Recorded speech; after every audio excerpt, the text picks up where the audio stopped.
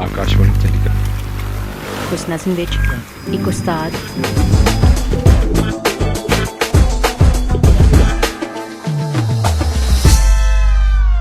GT road FM देख रहे सारे दोस्तों ਨੂੰ प्यार अदब ਤੇ ਸਤਿਕਾਰ ਸਾਹਿਤ ਸਤਿ ਸ਼੍ਰੀ ਅਕਾਲ ਜੀ। मैं ਵਰਿੰਦਰ ਔਲਖ ਤੁਹਾਡਾ ਪਸੰਦੀਦਾ प्रोग्राम हाल बयानी लेके हाजिर हो गया। सो सब तो पहला एक शेयर नाल शुरुआत करांगे कि सल्तनत अदब का सिकंदर चला गया, सल्तनत अदब का सिकंदर चला गया, सच का आईना दिखाने वाला कलंदर चला गया। सल्तनत अदब का सिकंदर चला गया, सच का आईना दिखाने वाला कलंदर चला गया। कि सलामत रहेंगे शायरी के बहुत दरिया, लेकिन सलामत रहेंगे शायरी के बहुत दरिया, लेकिन सच तो ये है कि शायरी का समंदर चला गया। सच तो ये है कि शायरी का समंदर चला गया। जी हाँ, मैं गल कर रहा हाँ जनाब राहत इंदौरी। राहत इंदौरी हिंदी उर्दू अदब का बहुत वड्डा नाम सी, जिन्हों ने देश विदेश में बहुत सारे मुशायरे पढ़े। उन्होंने मुशायरिਆਂ ਨੂੰ सुनने वास्ते ਲੱਖਾਂ ਲੋਕਾਂ ਦਾ इकट्ठ होया करदा सी। बहुत सारे लोग उन्हों की शायरी ਨੂੰ पसंद करते सी और उन्हों की शायरी एक वक्रे किस्म की शायरी सी, आम शायरां नालों हट के सी। उन्हों की शायरी दे विच जिस तरह हुकूमत नाल मत्था लाउण दी गल सी, उस दे विच हुकूमत नूं शीशा दिखाउण दी गल सी। किसी टाइम वो लिखते सी कि खिलाफ है तो होने दो, खिलाफ है तो होने दो, जान थोड़ी है, खिलाफ है तो होने दो, जान थोड़ी है, ये सब धुआं है कोई आसमान थोड़ी है। खिलाफ है तो होने दो, जान थोड़ी है, ये सब धुआं है कोई आसमान थोड़ी है।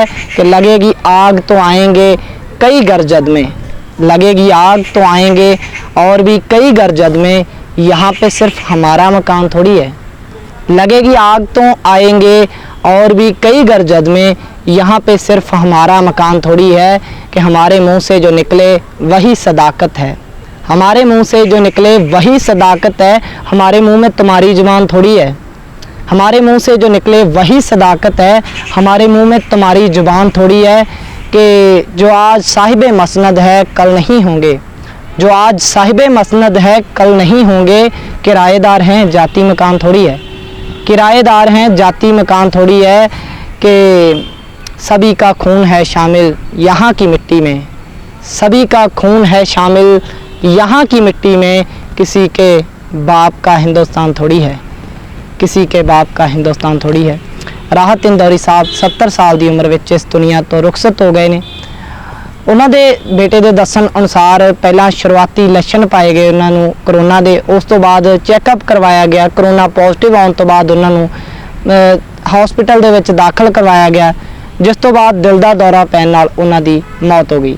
राहत इंदौरी साहब के जान तो बाद उन्होंने चाहण वालियां दे दिल दे विच बहुत दुख है और उन्होंने चाहण वाले बहुत दुखी ने।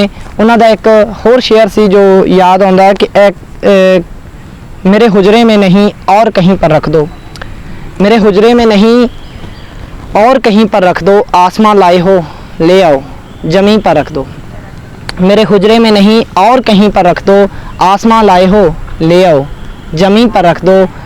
कि अब कहाँ ढूंढते फिरोगे हमारे कातिल, अब कहाँ ढूंढते फिरोगे हमारे कातिल, आप तो कत्ल का इल्ज़ाम हम ही पर रख दो, आप तो कत्ल का इल्ज़ाम हम ही पर रख दो। राहत इंदौरी साहब लिखते सी कि झूठ से सच से जिससे भी यारी रखो, झूठ से सच से जिससे भी यारी रखो, आप तो अपनी तकरीर जारी रखो, झूठ से सच से जिससे भी यारी रखो, आप तो बस अपनी तकरीर जारी रखो। बात देश की करो या मन की, बात मन की करो या देश की, झूठ बोलना हो तो थोड़ी आवाज़ बारी रखो, झूठ बोलना हो तो आवाज़ बारी रखो। कि इन दिनों आप मालिक हैं बाज़ार के, इन दिनों आप मालिक हैं बाज़ार के, चाहे जो भी कीमत हमारी रखो। इन दिनों आप मालिक हैं बाज़ार के, चाहे जो भी कीमत हमारी रखो। आपके पास चोरों की फहरिस्त है, सब पे दस्ते करम बारी बारी रखो, आपके पास चोरों की फहरिस्त है, सब पे दस्ते करम बारी बारी रखो। कि इन दिनों आप मालिक हैं बाज़ार के, जो भी कीमत हमारी रखो। ਸੋ ਰਾਹਤ ਇੰਦੌਰੀ ਸਾਹਿਬ ਦੇ ਅਜਿਹੇ ਸ਼ੇਅਰ ਜੋ ਲੋਕਾਂ ਦੇ ਦਿਲਾਂ ਦੇ ਵਿੱਚ ਘਰ ਘਰ ਚੁੱਕੇ ਨੇ। ਨੌਜਵਾਨਾਂ ਦੇ ਵਿੱਚ ਉਹਨਾਂ ਦੀ ਚਾਹਤ, ਪਿਛਲੇ ਦਿਨੀ ਇੱਕ ਉਹਨਾਂ ਦੀ ਵੀਡੀਓ ਕਾਫੀ ਵਾਇਰਲ ਹੋਈ, ਇੱਕ ਸ਼ੇਅਰ ਬਹੁਤ ਚਰਚਾ ਦੇ ਵਿੱਚ ਰਿਹਾ, ਬੁਲਾਤੀ ਹੈ ਮਗਰ ਜਾਣੇ ਕਾ ਨਹੀਂ।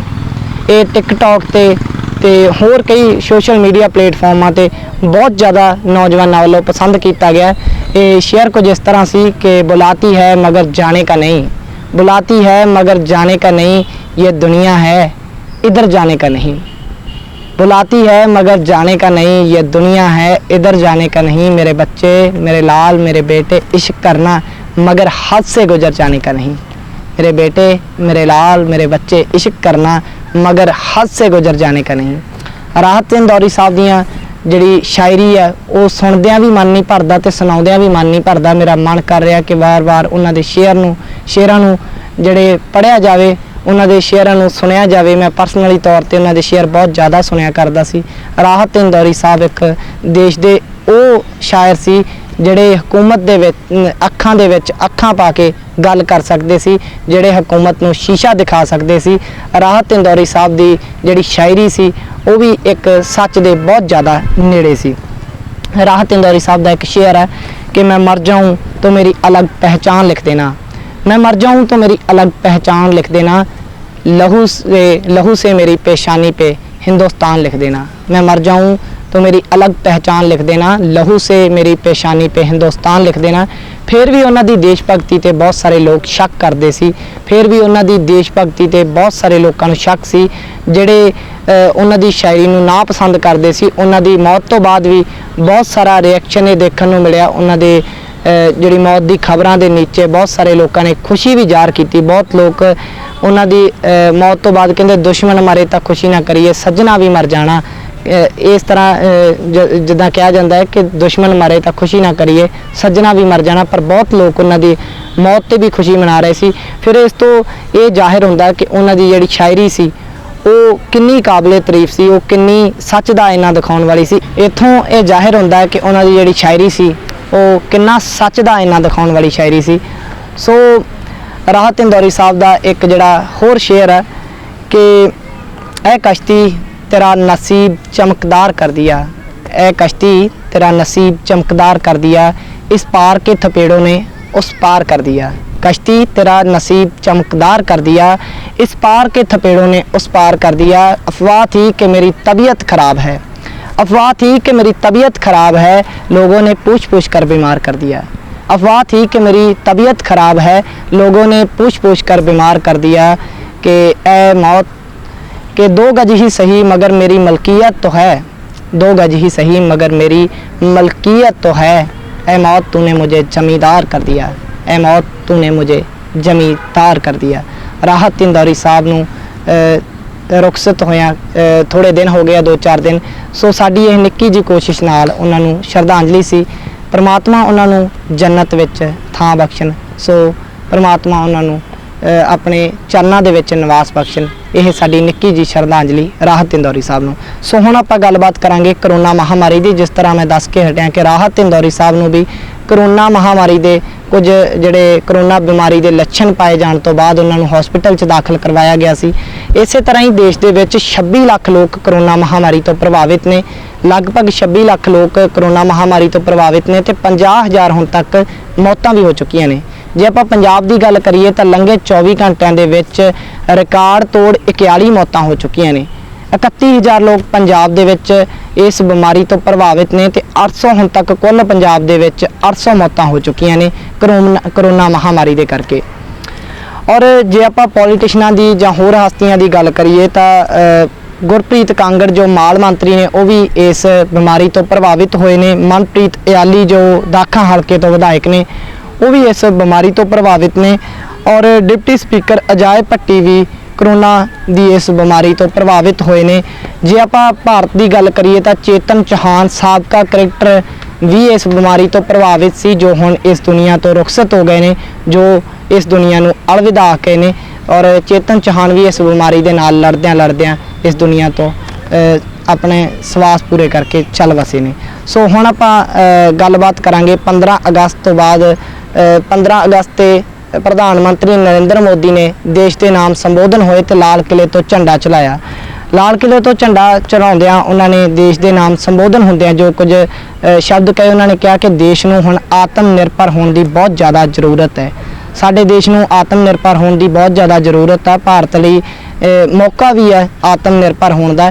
ਇਸ ਦੇ ਲਈ ਕਦਮ ਵੀ ਉਠਾਏ ਜਾ ਰਹੇ ਨੇ। ਜਿਸ ਤਰ੍ਹਾਂ ਰੱਖਿਆ ਮੰਤਰੀ ਨੇ ਪਿਛਲੇ ਦਿਨੀ ਟਵੀਟ ਕਰਕੇ ਦੱਸਿਆ ਸੀ ਕਿ ਵਿਦੇਸ਼ਾਂ ਤੋਂ ਮੰਗਾਏ ਜਾਂਦੇ 101 ਰੱਖਿਆ ਉਪਕਰਨ ਹੁਣ ਨਹੀਂ ਮੰਗਾਏ ਜਾਏ ਕਰਨਗੇ। ਉਹਨਾਂ ਨੇ ਇਹ ਵੀ ਕਿਹਾ ਸੀਗਾ ਕਿ ਇਸ ਦੀ ਮੈਨੂਫੈਕਚਰਿੰਗ ਦੇਸ਼ ਦੇ ਵਿੱਚ ਜਿਹੜੀਆਂ ਸਨਅਤਾਂ ਲੱਗੀਆਂ ਹੋਈਆਂ ਨੇ ਰੱਖਿਆ ਉਪਕਰਨ ਬਣਾਉਣ ਦੀਆਂ, ਉਹਨਾਂ ਨੂੰ ਵਧਾਵਾ ਦਿੱਤਾ ਜਾਵੇਗਾ। ਪਰ ਇਹ ਗੱਲਾਂ ਕਿੰਨੀਆਂ ਕੁ ਸਾਰਥਕ ਸਿੱਧ ਹੁੰਦੀਆਂ ਨੇ, ਇਹ ਆਉਣ ਵਾਲਾ ਸਮਾਂ ਦੱਸੇਗਾ। ਜਿਸ ਤਰ੍ਹਾਂ ਪਹਿਲਾਂ ਵੀ ਵਿਦੇਸ਼ ਤੋਂ ਜੋ ਰਫੇਲ ਜਹਾਜ਼ ਮੰਗਾਏ ਗਏ ਨੇ, ਵਿਦੇਸ਼ ਤੋਂ ਸਾਡੇ ਦੇਸ਼ ਦੇ ਵਿੱਚ ਜਿਹੜਾ ਬੁੱਤ ਬਣਾਇਆ ਗਿਆ ਹੈ, ਵੱਲਭ ਭਾਈ ਪਟੇਲ ਜੀ ਦਾ ਬੁੱਤ ਬਣਾਇਆ ਗਿਆ, ਉਹ ਵੀ ਸੁਣਨ ਵਿੱਚ ਆਇਆ ਕਿ ਉਹ ਵੀ ਚੀਨ ਤੋਂ ਬਣਵਾਇਆ ਗਿਆ ਹੈ। ਇਸ ਤਰ੍ਹਾਂ ਜਿਹੜੀਆਂ ਹੋਰ ਵੀ ਕਈ ਚੀਜ਼ਾਂ ਦੀ ਦਰਾਮਦ ਵਿਦੇਸ਼ਾਂ ਤੋਂ ਹੁੰਦੀ ਹੈ, ਪਰ ਉੱਥੇ ਹੀ ਸਾਡੇ ਦੇਸ਼ ਦੇ ਵਿੱਚ ਆਤਮ ਨਿਰਭਰ ਦੀ ਗੱਲ ਕਹੀ ਜਾ ਰਹੀ ਹੈ, ਦੇਸ਼ ਨੂੰ ਆਤਮ ਨਿਰਭਰ ਬਣਾਉਣ ਦੀ ਗੱਲ ਕਹੀ ਜਾ ਰਹੀ ਹੈ। ਇਹ ਕਿੰਨੀ ਕੁ ਸਾਰਥਕ ਸਿੱਧ ਹੁੰਦੀ ਹੈ, ਇਹ ਆਉਣ ਵਾਲਾ ਸਮਾਂ ਦੱਸੇਗਾ। ਸੋ ਹੁਣ ਆਪਾਂ ਪੰਜਾਬ ਦੀ ਵੀ ਗੱਲ ਕਰ ਲਈਏ। ਪਿਛਲੇ ਦਿਨੀ 15 ਅਗਸਤ ਤੇ ਜਿਸ ਤਰ੍ਹਾਂ ਪ੍ਰਧਾਨ ਮੰਤਰੀ ਦੇਸ਼ ਦੇ ਨਾਮ ਸੰਬੋਧਨ ਹੋਏ, ਸਾਡੇ ਦੇਸ਼ ਦੇ ਪੰਜਾਬ ਦੇ ਮੁੱਖ ਮੰਤਰੀ ਕੈਪਟਨ ਅਮਰਿੰਦਰ ਸਿੰਘ ਵੀ ਉਹਨਾਂ ਨੇ ਵੀ ਸੰਬੋਧਨ ਹੁੰਦਿਆਂ ਕਿਹਾ ਹੈ ਕਿ ਪੰਜਾਬ ਦੇ ਵਿੱਚ 1 ਲੱਖ ਨੌਕਰੀਆਂ ਦਿੱਤੀਆਂ ਜਾਣਗੀਆਂ ਪੰਜਾਬ ਦੇ ਨੌਜਵਾਨਾਂ ਨੂੰ। ਜਿੰਨਾ ਚਿਰ ਪੰਜਾਬ ਦੀ ਆਰਥਿਕਤਾ ਜਿਹੜੀ ਵਿੱਤੀ ਹਾਲਤ ਆ ਉਹ ਸੁਧਰ ਨਹੀਂ ਜਾਂਦੀ, ਜਿੰਨਾ ਚਿਰ ਵਿੱਤੀ ਹਾਲਤ ਲੀਹ ਤੇ ਨਹੀਂ ਆਉਂਦੀ, ਉਹਨਾਂ ਟਾਈਮ ਮੈਂ ਟਿਕ ਕੇ ਨਹੀਂ ਬੈਠਾਂਗਾ। ਕੈਪਟਨ ਅਮਰਿੰਦਰ ਸਿੰਘ ਨੇ ਕਿਹਾ ਕਿ ਉਹਨਾਂ ਟਾਈਮ ਮੈਂ ਆਰਾਮ ਨਾਲ ਨਹੀਂ ਬੈਠਾਂਗਾ।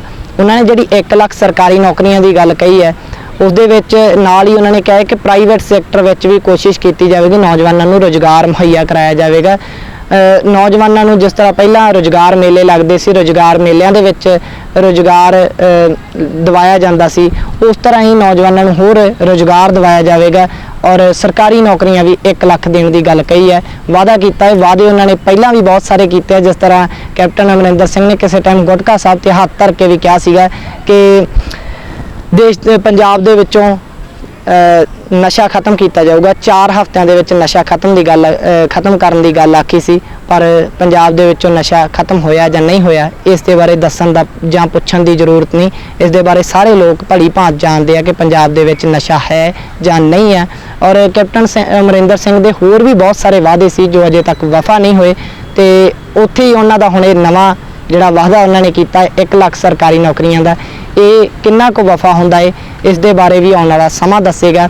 ਤੁਹਾਨੂੰ ਇਹ ਪ੍ਰੋਗਰਾਮ ਕਿਸ ਤਰ੍ਹਾਂ ਲੱਗਿਆ, ਤੁਸੀਂ ਆਪਣੇ ਸੁਝਾਅ ਵਿਚਾਰ ਨੀਚੇ ਕਮੈਂਟ ਬਾਕਸ ਦੇ ਵਿੱਚ ਦੇ ਸਕਦੇ ਹੋ। ਸੋ ਸਾਰਿਆਂ ਦਾ ਬਹੁਤ ਬਹੁਤ ਧੰਨਵਾਦ। ਤੁਸੀਂ ਸਾਡੀ ਐਪਲੀਕੇਸ਼ਨ ਆ ਪਲੇ ਸਟੋਰ ਤੋਂ ਉਹ ਵੀ ਡਾਊਨਲੋਡ ਕਰ ਸਕਦੇ ਹੋ। ਤੁਸੀਂ ਸਾਨੂੰ YouTube ਤੇ ਸਬਸਕ੍ਰਾਈਬ ਕਰ ਸਕਦੇ ਹੋ, Facebook ਤੇ ਫੋਲੋ ਕਰ ਸਕਦੇ ਹੋ, ਤੇ ਸਾਡੇ ਸੁਝਾਅ ਵਿਚਾਰ ਤੁਸੀਂ ਨੀਚੇ ਕਮੈਂਟ ਬਾਕਸ ਤੇ ਵੀ ਦੇ ਸਕਦੇ ਹੋ, ਜਾਂ ਨੀਚੇ ਤੁਹਾਨੂੰ ਡਿਸਕ੍ਰਿਪਸ਼ਨ ਦੇ ਵਿੱਚ ਨੰਬਰ ਮਿਲ ਜਾਣਗੇ, ਉਹਨਾਂ ਦੇ ਉੱਪਰ ਵੀ ਸਾਡੇ ਨਾਲ ਸੰਪਰਕ ਕਰ ਸਕਦੇ ਹੋ। ਸਾਰਿਆਂ ਦਾ ਬਹੁਤ ਬਹੁਤ ਧੰਨਵਾਦ। ਆਪਣੇ ਸੁਝਾਅ ਵਿਚਾਰ ਦੇਣਾ ਨਾ ਭੁੱਲਿਓ। ਸਤਿ ਸ਼੍ਰੀ ਅਕਾਲ।